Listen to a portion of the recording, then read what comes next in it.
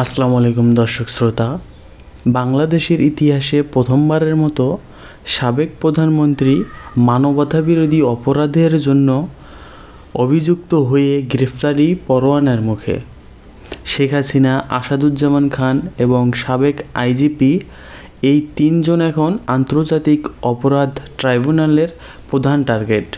চলুন একটু দেখা যাক যে এদের বিষয়ে প্রথম আলো একটা প্রতিবেদন লিখেছে যে সাবেক প্রধানমন্ত্রী শেখ হাসিনা যেভাবে জনতার উপর শক্তি প্রয়োগ করে তা আন্তর্জাতিক মানবাধিকার সংস্থাগুলোর নজরে আসে। এরপরেই শুরু হয় মানবতাবিরোধী অপরাধের অভিযোগের ভিত্তি তৈরি। দর্শক বুঝতেই পারছেন যে ঘটনার সূত্র কোথা থেকে হয়েছে। ট্রাইব্যুনালের গঠন ও সিদ্ধান্ত। আন্তর্জাতিক অপরাধ ট্রাইব্যুনাল পুনর্গঠন করা হয় আজ 1 জুন 2025-এ বিচারপতি মুর্তুজার নেতৃত্বে 3 সদস্যের ট্রাইব্যুনালে হাসিনা ও তৎকালীন স্বরাষ্ট্রমন্ত্রী আসাদুজ্জামান খানের বিরুদ্ধে গ্রেফতারি পরোয়ানা জারি করেছে অপরাধ ট্রাইব্যুনাল। এছাড়াও সাবেক আইজি চৌধুরী আবদুল্লাহ ও আল মামুন ইতিমধ্যেই গ্রেফতার হয়েছেন। আনুষ্ঠানিক অভিযোগ ও মামলার ধরন হচ্ছে 5টি, যার মধ্যে রয়েছে গণহত্যা, গুম, বন্দীদের ওপর নির্যাতনসহ মানববিরোধী অপরাধের অন্তর্ভুক্ত।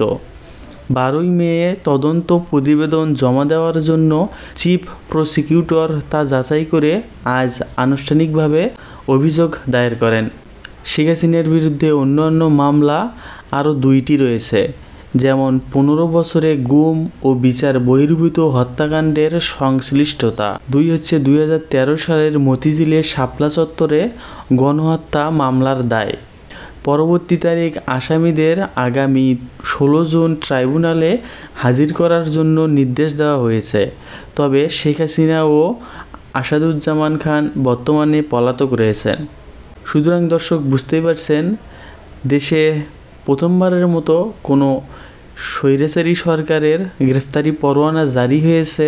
এবং শেষ কথা হলো, এই মামলা শুধু একজন নেতার বিচার নয়, বাংলাদেশের ভবিষ্যৎ বিচার ব্যবস্থার একটা টেস্ট কেস যেরকম হতে পারে। আপনার কি মনে হয়, এটা ন্যায় বিচার নাকি কোনো রাজনৈতিক প্রতিহিংসা? কমেন্টে জানাতে পারেন আপনার অনুভূতি। ধন্যবাদ, পাশেই থাকবেন।